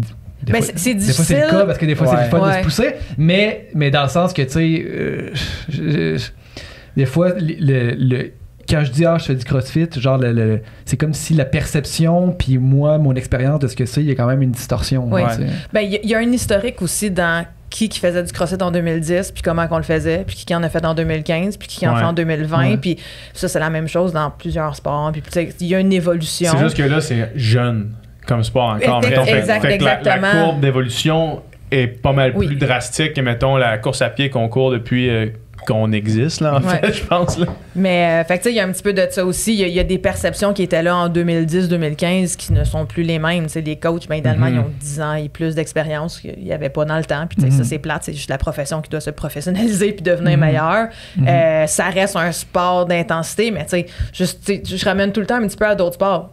J'ai pris 3 cours de snowboard dans ma vie, ça m'empêche pas d'aller faire du snowboard. Fait que qu'est-ce qui t'empêcherait de venir faire du CrossFit? Tu vas peut-être bouger un peu croche, je vais m'assurer que c'est sécuritaire, mais qu'est-ce qui t'empêcherait de venir le faire? Tu sais, il y a un petit peu cette perception-là, tu sais, justement, quand je vais faire du ski, du snow en hiver, ben, je dois pas avoir de l'air écœurante pour quelqu'un qui en fait, tu sais, mais ça l'empêche pas que je peux prendre plaisir, puis je peux participer, puis je peux le faire. Fait, mais c'est pas tout le monde qui va faire du ski, c'est pas tout le monde qui voit cette expérience-là, tandis que les gyms, ben idéalement, il y a plus de gens qui ont eu accès, qui vont voir, qui connaissent quelqu'un maintenant qui en a fait. Fait que, tu sais, il y a un petit peu cette perception-là de non, je m'attends pas à ce que tu bouges parfaitement. Si tu restes avec moi pendant 5 ans, on va y arriver. Mais c'est pas en 3 mois, 6 mois, 1 an que justement, sur des disciplines olympiques, sur la quantité de mouvements qu'on fait, sur aller chercher le résultat qui demande une certaine forme d'intensité puis d'exposure. Là, comme je te demande pas d'aller à la vitesse de la lumière, mais je vais te demander squat, bouge, go. Ouais, c'est ça. Parce que c'est ça qui va justement te donner un peu d'hypertrophie, qui va améliorer ton cardio. C'est comme ça qu'on va chercher des résultats. Fait qu'il y a un petit peu de ça aussi. Là. Je sais qu'il y avait eu une genre de... Pas une polémique, mais une situation entourant l'utilisation du mot CrossFit, étant donné que CrossFit, c'est une compagnie, dans le fond. Oui, puis l'utilisation du mot CrossFit versus entraînement fonctionnel, je pense que ça s'appelle. J'allais vous demander où vous vous situez par rapport à ça. C'est pas vraiment ça ma question, mais qu'est-ce qu'on... C'est quoi le débat, finalement? Ouais, c'est ça. Mais comment on... Je pense que c'était... Le monde utilisait le mot CrossFit pour parler de l'entraînement fonctionnel, mais que là, CrossFit ont comme fait « Hey, vous avez plus le droit d'utiliser ce terme-là. » C'est que tu pourrais pas avoir un signe McDo puis pas être un McDo. Fait que ce que CrossFit essayait, puis tu sais, c'est un trademark, puis moi, je paye une affiliation pour être capable de dire que j'utilise la méthodologie CrossFit dans mon gym. Puis c'était plus ça, c'est on peut tous faire de l'entraînement fonctionnel, mais si je veux vendre que je fais du CrossFit, comme si je veux vendre un Big Mac, ben il faut que je m'ouvre un McDo. Fait que c'était plus ça. Fait que si, justement, dans la promotion, dans ce que les gens disent sur les médias sociaux, ton site web, peu importe, si tu veux dire que tu fais du CrossFit, ben faut que tu sois affilié. Faut que tu le payes. Parce que oui, ils ont trademark CrossFit. Puis les avantages de pouvoir dire que tu fais du CrossFit, c'est juste que c'est plus facile à expliquer aux gens, mettons. Les gens, il y a comme une réflexion de comment CrossFit ont déjà fait tout leur marketing autour de ça. Fait que quand tu marques CrossFit, les gens sont plus au courant de... Ben, idéalement, oui. Je pense qu'on a encore de la misère à verbaliser qu'est-ce que le CrossFit, même si techniquement, c'est pas super compliqué, mais ça l'est, tu sais. Mais c'est juste, justement, il y a une méthodologie derrière. Puis c'est la même chose que je te dis que je mange un Whopper ou un Big Mac. Tu sais où est-ce que tu t'en vas, puis tu sais ce que j'ai mangé. Tandis que si on dit qu'on fait de l'entraînement fonctionnel, ben on va tout squatter, mais on va pas tout squatter sous intensité parce que le CrossFit a, par exemple, cet aspect d'intensité-là où est-ce que je vais te demander d'aller un peu plus vite. Fait que c'est un petit peu ça, c'est que oui, il devrait avoir des références derrière ce mot-là que justement, si on commence à l'utiliser sans vraiment définir ce que c'est, puis CrossFit a pris le temps de définir ce qu'était le CrossFit. C'est quoi, eux, je mange un Big Mac, je mange pas un Whopper, je suis pas chez AEW, puis je suis pas chez Wendy's, fait que c'est un petit peu ça. Puis justement, parce que ils prennent le temps de définir ce que c'est, mais si tu veux faire partie de la gang, paye ton affiliation. Sinon, dis que tu fais de l'entraînement fonctionnel, mais tu peux pas faire les deux. T'sais. Ben après, je pense que c'est dire que tu fais de l'entraînement fonctionnel, c'est encore plus vague que du CrossFit. Fait que comme si, admettons, tu vas dans un gym de CrossFit, je pense que c'est tu peux t'attendre à genre X, tu sais, on va faire X à peu près. Si on va faire de l'entraînement fonctionnel, ça peut être vraiment n'importe quoi, là. Comme c'est quoi de l'entraînement? Qu'est-ce que tu veux dire par entraînement fonctionnel? Ouais. Ça va être, on va faire juste des Tabata. Est-ce qu'on va faire comme un circuit? Est-ce qu'on va, tu sais, comme on sait vraiment pas à quoi s'attendre. Puis je pense que chaque gym ou place de fitness va comme faire de l'entraînement fonctionnel à leur sauce, si on veut. Fait que c'est... Moi, c'est de même, je le vois, tu sais, comme si tu vas dans un gym de CrossFit, tu sais que tu vas lever des barres, tu sais que tu vas les lever lourd, tu vas les lever léger, tu sais que tu vas faire de la gymnastique. Comme dans mon cas, je m'attendrais à courir ou faire une certaine forme de cardio, mais si tu vas faire de l'entraînement fonctionnel, c'est quoi qu'on va faire? Comme faut que tu y ailles pour voir genre c'est quoi. Puis après ça, tu peux aller dans un autre gym faire de l'entraînement fonctionnel. Ça va être complètement différent. Ouais, ça va être un circuit de bicep curl puis de tricep extension. T'es comme, OK, mais c'est pas vraiment à ça que je m'attendais. Fait que je pense que c'est plus vague de dire que tu fais de l'entraînement fonctionnel. Ça met des cadres dans le fond, puis ça permet de savoir dans quoi on s'embarque. Ouais. Ouais. C'est un petit peu, tu sais, justement, si tu veux faire un cours de Zumba, ben, tu peux aller un petit peu n'importe où. Chaque cours va avoir sa saveur, mais tu sais que tu fais du Zumba. Tu sais, quand tu vas dans un gym de CrossFit, il y a certaines attentes, comme que Jeff disait, qui sont pas nécessairement là dans de l'entraînement fonctionnel. Puis c'est pas une question de bon ou mauvais, ou tu devrais le faire ou devrais pas le faire. C'est juste une question de les points de référence sont pas les mêmes. Fait que est-ce que tu vas aimer ce type-là? Même chose dans le yoga. Tu dis, tu vas faire un cours de yoga, tu fais quel genre de yoga? Il y en a plein. Fait que oui, tu peux avoir un marqueur après pour dire, ben, je fais ce type de yoga-là. OK, cool, ça va m'aider à savoir justement ce que tu fais. Fait que c'est un petit peu plus ça. Comme le CrossFit, c'est vraiment les gens, surtout maintenant avec le temps, on a une attente envers ce qu'on va faire. Je comprends. Puis, comment est-ce que on... C'est quoi le pitch de vente du CrossFit, mettons? Pour quelqu'un qui voit, mettons, qui voit, ça a l'air le fun, là, les CrossFit Games, ça a l'air complet, ça a l'air d'un sport le fun. Comment est-ce qu'on vend ça aux gens? Comment est-ce qu'on amène les gens dans les gyms pour qu'ils... C'est quoi les avantages, puis c'est quoi qu'on trouve le fun, mettons? Pour quelqu'un qui veut pas nécessairement devenir athlète pro, là. Moi, je pense, de la façon que je le vends, c'est vraiment simple. C'est 60 minutes, tu rentres, tu fais ce qui est marqué sur le tableau, il y a quelqu'un qui te dit quoi faire, puis tu t'en vas. Ouais. C'est super. C'est génial. Ouais. Comme tu rentres, il y a quelqu'un qui s'occupe de toi, puis tu sors, puis c'est 60 minutes. Puis tu sais, nous autres, on a beaucoup de monde de downtown, on a beaucoup de jeunes professionnels. Le temps, c'est important. Comme tu sais que tu rentres pour 60 minutes, puis tu sais que tu vas avoir un bon workout. Il y a de la diversité sur la semaine. Tu peux tomber sur un heavy day, tu peux tomber sur un cardio day. Comme ça, c'est le fun. Si t'es le genre de personne qui aime les surprises, regarde pas c'est quoi la prog la veille, puis genre, ça, c'est vraiment cool. Fait que tu sais, je pense pour moi, c'est un peu ça le pitch de vente. C'est pas nécessairement axé sur la méthodologie ou le mot CrossFit ou les mouvements que tu vas faire. Comme pour moi, ça, c'est pas important parce que je pense que le but, c'est que tu trouves ça le fun, que ça soit time efficient, puis pas compliqué. Tu sais, mettons, moi, je me mets dans la peau des gens, là, comme t'as travaillé toute la journée, t'as potentiellement des enfants à aller t'occuper, whatever, comme c'est 1 heure où est-ce que tu peux juste, genre, switch à off, puis quelqu'un te dit, fais ça, mets-toi là, puis fais ça, puis 3, 2, 1, go, 15 minutes, on suit, puis tu t'en vas, tu sais. C'est vraiment l'avantage principal que j'ai trouvé, tu sais, à faire du CrossFit, parce que, tu sais, on a fait de la natation ensemble, moi, j'ai arrêté à 16 ans, là, tu sais, après le secondaire, puis après ça, pendant longtemps, je me suis entraîné par moi-même, mais je trouve que trouver la motivation pour t'entraîner par soi-même, décider, bon, aujourd'hui, je fais quoi? Je vais-tu courir? Je vais-tu au gym? Je fais-tu ça? Juste, tu sais, que ça vienne de l'intérieur plutôt que juste dire, bon, là, j'ai booké ma session à 8h demain, fait que là, je vais y aller parce qu'elle est bookée. Puis là, t'arrives là, tu te fais dire quoi faire, tu poses pas de questions, puis même si ça te tente pas, on dirait que, tu sais, mettons, même si c'est pas un workout que je me serais écrit moi-même parce qu'il y a des affaires là-dedans qui me plaît moins comme mouvement. Mais quand c'est comme t'as pas le choix de le faire, ben là tu le fais, puis en plus tu t'améliores. C'est important ça. C'est tellement important d'avoir quelqu'un qui te dit de faire des affaires que t'aimes pas faire. Ah oui. C'est le numéro 1. ça tous les jours. Ouais. C'est quoi? Des fois je vais au gym par moi-même, je fais juste comme genre une application qui génère des WOD, mettons. Ouais. Là. Okay, ouais. Puis là je suis comme, ah non pas lui. Ah non pas lui. Oui, ben faut que tu prennes une décision de plus. Puis honnêtement, moi, un des pitchs de vente, qu'est-ce que tu recherches? C'est vraiment là parce que le CrossFit peut avoir beaucoup de réponses. Tu veux de la constance. Tu vas être dans un environnement avec d'autres gens, ça va te pousser même si ça te tente pas. Tu n'as plus besoin d'être motivé à venir. Il faut juste que tu show up. Le CrossFit permet d'avoir de répondre à tout ça. Puis en plus, tu vas avoir des résultats. Moi, ce que je veux savoir, c'est justement qu'est-ce que tu recherches pour que je puisse te donner la bonne réponse, pour que je puisse justement te dire oui, c'est pour toi. Après ça, mon gym, le gym du gars d'à côté, peu importe, parce qu'en termes d'horaire, si tu veux venir t'entraîner à 10h le matin puis j'ai pas de cours, bon, ça marchera pas. Il faut qu'on offre un service qui fonctionne pour toi. Mais sinon, en général, les gens, qu'est-ce qu'ils veulent? Ils veulent avoir du fun, puis ils veulent avoir des résultats. Puis ça passe par la constance. Ouais. Tu vas être constant parce que le CrossFit, justement, c'est varié. Fait que les gens, en général, en termes de motivation, ben, t'as plus besoin de te fier à ça parce que vu que les choses changent régulièrement, ça te garde plus engagé dans le processus. Les gens voient les résultats. Fait que même chose, t'as pas besoin d'être motivé. Tu vois que tu t'améliores. Ah, au bout de 3 mois, je suis plus fort, je suis plus rapide, je me sens mieux dans ma peau, j'ai plus confiance, je dors mieux, je snack moins, t'as plein de changements. Cette perception de motivation-là, idéalement, tu as la même à aller t'entraîner dans un gym conventionnel où est-ce que tu peux rentrer, tu mets tes écouteurs, tu fais tes trucs.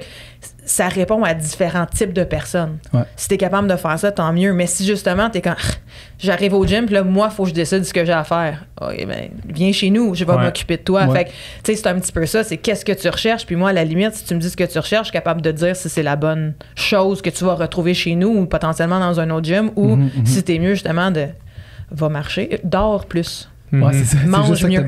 T'as besoin de dormir. Là, comme, honnêtement, tout le monde est fatigué. Puis tout, le sommeil, c'est super important. Puis souvent, c'est ça. Là, c'est pas de t'entraîner plus qui va t'amener plus de résultats. Ça va être de te reposer puis de relaxer puis gérer d'autres aspects. Nous autres, c'est vraiment ça au gym qu'on essaie de faire. C'est répondre à ton besoin puis de parler aux gens. Puis où est-ce qu'on va justement aller maximiser, dans le fond, l'effort que tu vas faire. Parce que est-ce que ton effort, c'est d'être couché 1 heure plus tôt ou est-ce que ton effort, c'est de te réveiller un peu plus tôt puis de venir au gym ou de venir le soir ou venir la fin de semaine ou peu importe, mais on a toutes 24 heures dans une journée puis on a toutes nos responsabilités. Fait que même si tu voudrais t'entraîner 5 fois semaine, peut-être que 2, c'est correct. Puis si tu fais ça 50 semaines par année, ben c'est 100 workouts. C'est déjà beaucoup. Là. C'est déjà beaucoup. Puis tu sais, des fois, c'est juste de le verbaliser comme ça. Les gens disent je me suis juste entraîné 2. J'ai juste fait ça. Mais c'est plus que genre si t'avais rien fait. Plus que rien. Exactement. Fait que tu sais, c'est toutes ces petites choses-là. Puis genre, c'est souvent ça qui va faire en sorte justement que les gens vont continuer puis qui vont vouloir justement s'entraîner puis mettre un peu d'effort là-dedans. La courbe de progrès, moi, tu sais, mettons la première année, en fait, le premier mois que j'ai commencé, là, tu sais, en fait, j'étais arrivé là, puis dans le temps, j'étais à Québec, j'étais allé à un gym à Québec, puis c'était quand même du bon volume, là, ce gym-là, tu sais. Puis là, j'étais arrivé là, puis pour vrai, les premières séances, j'étais là. Mais c'est impossible. Je me rappelle, il m'avait appelé, il était genre sur un banc, couché sur le dos, puis genre, je sais pas pourquoi je t'appelais, je pense, en tout cas. Puis t'étais quand, hey man, je viens de finir ma séance, puis là, genre, je pense pas que je vais être capable de me lever. C'était vraiment intense. Puis tu sais, justement, tu sais, j'avais, tu sais, ça, après ça, c'est à chacun, genre comment gager son effort, puis tu sais, ça va connaître ses limites. Puis tu sais, moi, je venais d'un monde de compétition. Oui, pour pas se mettre à bout. Dire en plus, comme c'est les types de personnes les plus dangereuses parce que les gens qui ont fait du sport avant, tu sais, moi j'ai joué au volleyball au secondaire, j'ai continué à l'université, je fais du cheerleading, de l'aviron, comme j'ai toujours fait des sports compétitifs où est-ce que faut que tu te présentes puis il faut que tu fasses t'accomplisses ton effort. Ça, c'est dangereux parce que nous, on arrive dans un gym puis tu sais ce que tu as fait dans le passé, puis tu sais c'est quoi te pousser mentalement. Puis tu sais aussi c'est quoi pas te pousser. Puis ça, tu veux justement être sa ligne. Fait que les gens se donnent. Puis t'es comme, puis là t'es oversore, puis t'en as trop fait. Nous les coachs, on le sait là. Moi j'aurais voulu que tu fasses, j'aurais dit fais juste la moitié. T'aurais fait. Non, mais en faire au moins le 3/4. Parce que mon coach il me disait hey man, genre prendre barre vide. Tu me dis que c'est ta première fois, man. Si j'étais toi, je relaxerais un peu. Non, c'est ça. Puis tu sais, c'est sûr que je l'ai pas écouté, puis c'est moi-même qui s'est mis dans cette situation-là. Là, mais justement, tu sais, puis là les premières fois, puis là je checkais tout le monde, avoir une bonne technique, puis être capable de faire des lifts, puis être capable de faire des muscle-up, puis j'étais comme genre je serais jamais capable de faire ça, tu sais. Je me rendrais jamais là.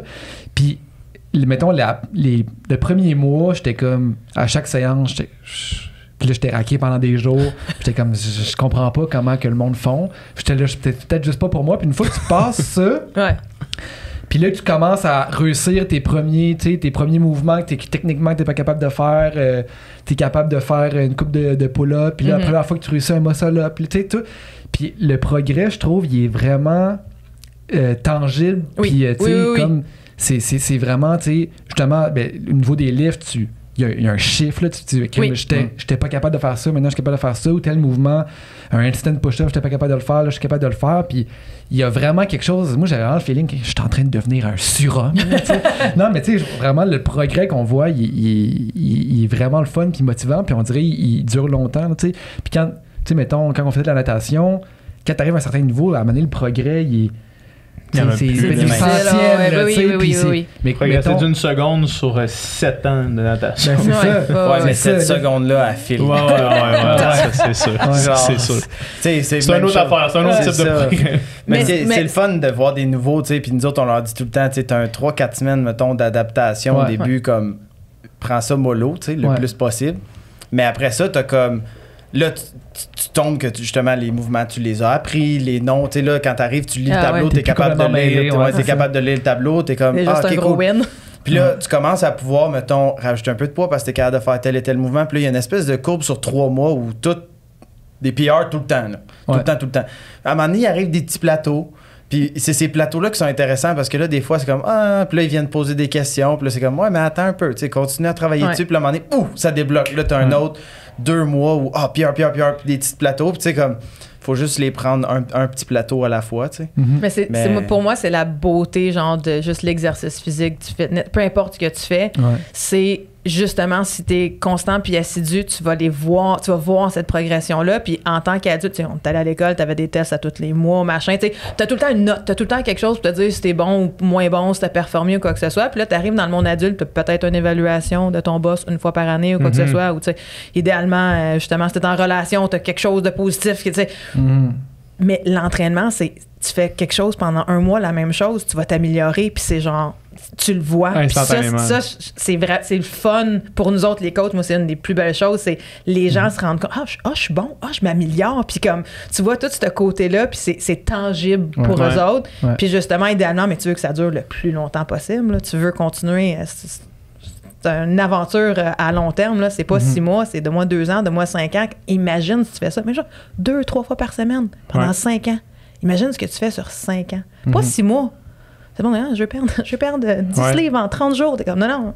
Donne-moi des années, là, puis genre, on va voir la transformation qui va se faire. Puis c'est rare où est-ce que tu peux faire ça ailleurs. T'sais, apprendre à jouer de la musique, ou il faut que tu apprennes à faire quelque chose, mais on n'a pas autant de feedback dans notre vie en général, puis ça, c'est un super de beau moyen que je trouve. Là, direct. Tu lèves plus lourd, tu vas plus vite, tu te sens mieux, comme c'est tangible comme transformation. Là. À matin, on avait un autre podcast à matin, puis on parlait d'investissement, là, puis de comment l'investissement, comme c'était exponentiel, puis une phrase que j'avais lue, puis ça s'applique vraiment bien maintenant, c'est le monde a tendance à surestimer ce que tu peux faire en 1 an, mais sous-estimer ce que tu peux faire en 10 ans. Puis en entraînement, moi, je trouve vraiment... Parce que moi, je fais beaucoup de courses à pied, puis j'ai quand même une grosse tribune sur les réseaux sociaux, fait que les gens, ils me posent des questions quand ils veulent commencer la course à pied, même si je suis loin d'être un entraîneur, puis loin d'être qualifié pour donner des conseils. Là. Mais moi, je dis tout le temps, genre, si aujourd'hui, tu fais 5 minutes de course, puis genre 5 minutes de course, 5 minutes de marche pendant 20 minutes, là, tu sais, ou 1 minute, peut-être que là, t'as l'impression que c'est rien, là, tu sais, que c'est genre, tu me regardes moi courir, tu fais, man, lui, il fait des 50 km, c'est un malade, tu sais. Mais comme, imagine si tu progresses en gardant de la constance, imagine dans 10 ans ce que tu vas faire. C'est fou, là. Puis effectivement, je l'avais jamais pensé comme ça, que le sport, quand tu commences, c'est à chaque jour, t'as une gratification qui te dit, hey, amélioration. C'est motivant, ça, s'améliorer tout le temps. Là. Puis tu sais, même chose, à moins de prendre un nouveau sport, de l'exercice physique, ou d'apprendre à jouer un instrument, ou d'apprendre quelque chose, une nouvelle langue, peu importe, comme on perd comme adulte, c'est quoi la quantité de temps que ça prend pour... Ça nous a pris combien de temps à apprendre à lire et écrire? Pas mal sûr que nos enseignantes au primaire... Tu sais, comme ça prend des années, là. Comme on apprend l'alphabet en maternelle, mais c'est long à apprendre. Puis justement, cette perception-là de temps, elle change plus qu'on vieillit, plus que le temps accélère, machin.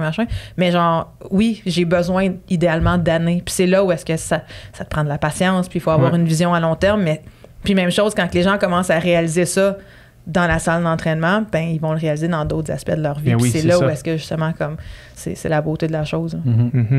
Puis un des aspects aussi qu'on a moins parlé du CrossFit, je trouve, qui fait partie de l'attrait.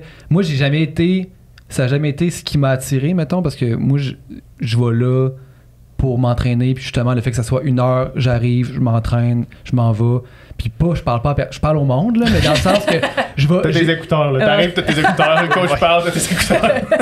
Sauf que, tu sais, dans le sens que moi, c'est jamais l'aspect social, communauté qui m'a attiré au CrossFit, mais je trouve quand même que c'est vraiment fort, puis présent, en tout cas, de mon expérience, où est-ce que je suis allé. Tu sais, justement, la gang de 7h le matin ou la gang, tu sais, on dirait qu'il se crée vraiment des vraies amitiés, là, il se crée des vraies gangs, c'est une vraie communauté, puis justement, qui s'entre-valorisent entre elles. Puis je pense que pour vraiment beaucoup de monde, ça leur fait vraiment beaucoup de bien. Là. Ah oui. Ben, tu sais, techniquement, tu passes 3 à 5 heures par semaine avec les mêmes gens, tu sais. Ouais. Fait que, ouais, veux pas des amitiés qui vont se former là-dedans, là, t'as pas le choix. Comment c'est dans les pros? Est-ce que c'est camaraderie ou c'est genre game face quand c'est la game? Mais... Ben, généralement, c'est camaraderie, là, mais oui, tu sais, on a du fun. Ben, en tout cas, moi, j'ai du fun. Ça, les autres, après, ben, ils font ce qu'ils voudront, là, mais j'ai bien du fun avec ceux que je connais. Tu sais, les autres Canadiens, on a tout le temps bien du fun. Tu sais, comme ici au Québec, on est chanceux. On est quoi, 4? 4-5 gars compétitifs, là. Fait que c'est intéressant, tu sais, on vient tous de la même place, on peut se parler en français parce que, tu sais, quand on va à l'international, tout le temps, tout en anglais, soit tout le temps aux États-Unis, nous autres, fait que c'est le fun d'arriver là-bas puis de pouvoir juste comme, hey, je peux juste parler en français. Puis, tu forces pas à parler en français. Ouais, c'est ça. Des fois, je force d'autres à parler en français avec moi, mais non, d'habitude, ça va, mais tu sais, mettons, si on parle pendant les games, ben, tu sais, c'est sûr, au début, tout le monde a un peu plus d'énergie puis un peu plus de bandwidth, fait que c'est comme plus friendly, puis plus ça avance dans le week-end, plus ça devient sérieux. Puis tu sais aussi, comme le dénouement de la compétition, souvent, c'est un peu serré, fait que tu sais, le stress augmente. Mais moi, j'ai quand même... À date, j'ai réussi à rester quand même chill tout le long, là, mais... Non, ça va bien, tu sais, entre les gars, ça va relativement bien. Après ça, entre les filles, je sais pas, on les voit jamais. Sont tellement sur un horaire différent, je sais pas comment ça va. Les équipes, même chose, on les croise quasiment jamais, mais...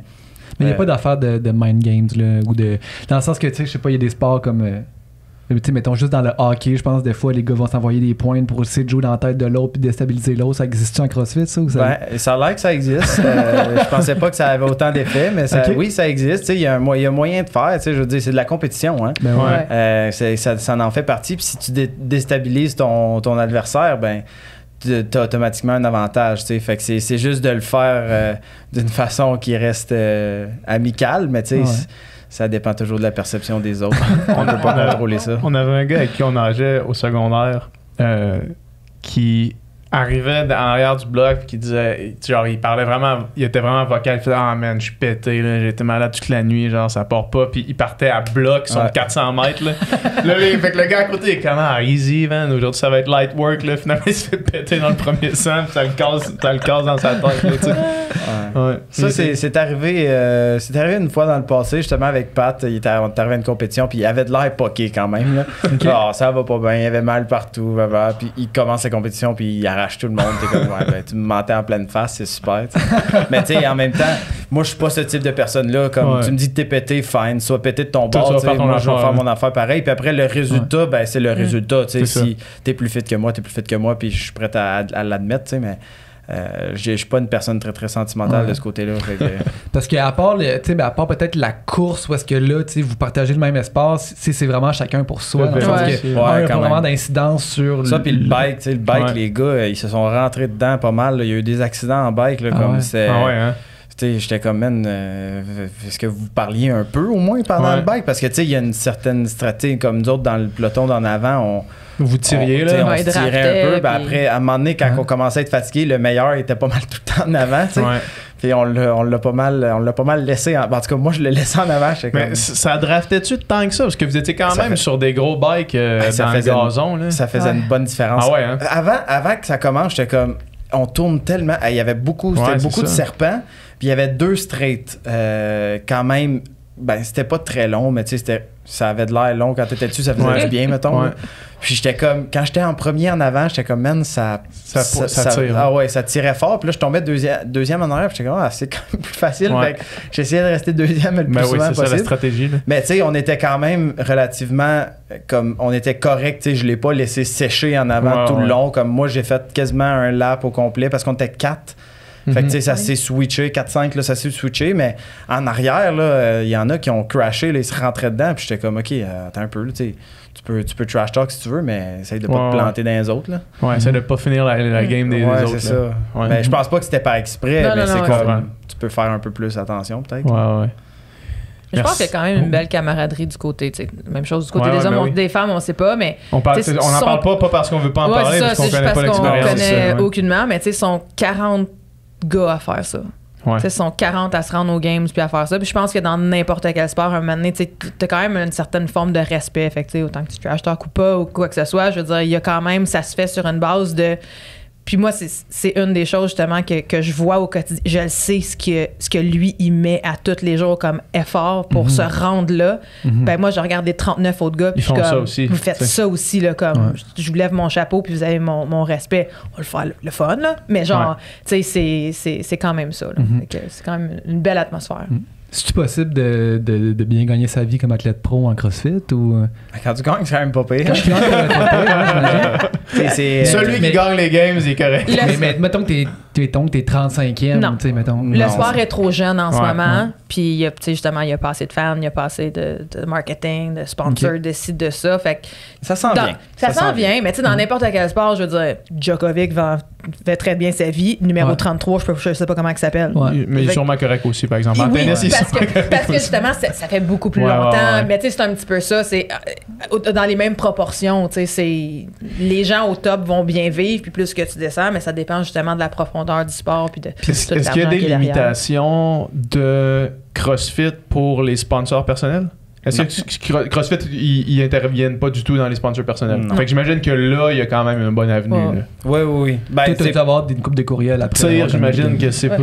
Ben, moi, c'est plus des renouvellements parce que j'avais déjà des sponsors. Fait que là, est-ce que tu arrives à la table de négo avec une nouvelle carte? Là? Pour le renouvellement, c'est qu'on va renouveler, mais voici mon CV maintenant. J'ai modifié mon CV ici, si vous voulez regarder. C'est pas mal ça qui est arrivé. Fait que, tu sais, c'est sûr, les prix, ils ont augmenté un peu. Puis là, ça commence à être vraiment intéressant, mais tu sais, comme... ce qui est plate de ça, c'est que une carrière de CrossFit, c'est vraiment court. Mettons, les joueurs de hockey, ils font des millions, mais ils font ça pendant 20 ans. Ça vaut vraiment la peine. Moi, pour ça, tantôt, je disais, il faut que j'étire la sauce un peu. Le plus possible. Essayer d'aller en chercher le plus possible. Comme ça, quand je vais arrêter, ben... C'est ton année vache à lait, là, ça veut dire. Puis si tu gagnes l'année prochaine, c'est comme ta fenêtre d'opportunité vache à lait. Là. Ouais, c'est ça. Fait qu'il faut continuer à gagner le plus possible pour les quelques années qui s'en viennent. Puis on se fait un coussin, puis après ça, on arrête. Mais t'es quand même capable de pas avoir une job de jour puis pouvoir juste travailler. J'ai arrêté de travailler la construction en 2019, je pense. Fait que ça fait quand même une couple d'années que je travaille pas. Là. OK. Fait qu'il faut que tu fasses le saut quand même.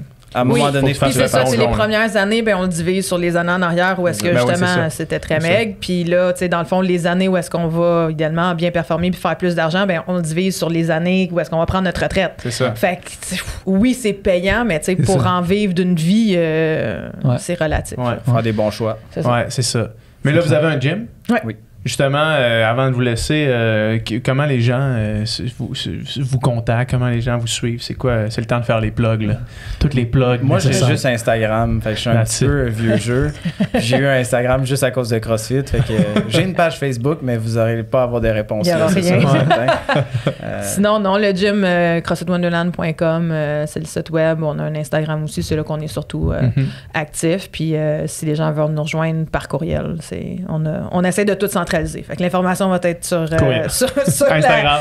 Instagram, c'est nos médias sociaux. On fait ça pour le fun, pour highlight nos membres, qu'est-ce qu'on fait, puis tout. L'information est vraiment sur le site web. Puis le mode de communication, nous autres, on en a un, c'est courriel. Fait qu'on garde ça simple. Parfait. Merci beaucoup de votre temps. Merci, super. Yes, puis bonne chance pour la saison qui s'en vient. Merci beaucoup. All right.